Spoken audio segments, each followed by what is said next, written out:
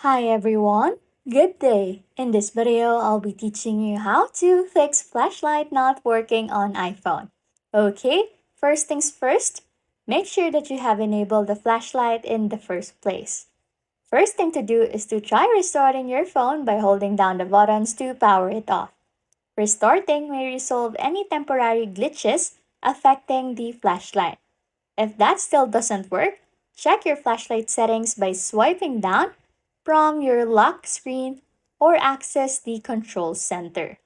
And hold down on the flashlight toggle and check if the flashlight indicator is on its highest level.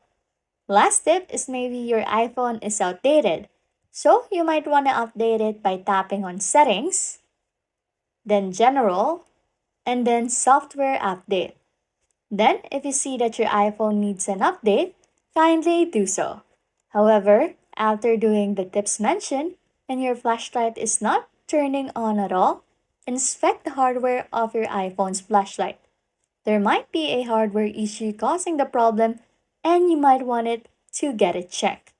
Anyways, if you like content like this, don't forget to subscribe to this channel or comment down below on the tutorials you want us to make, so we can help you.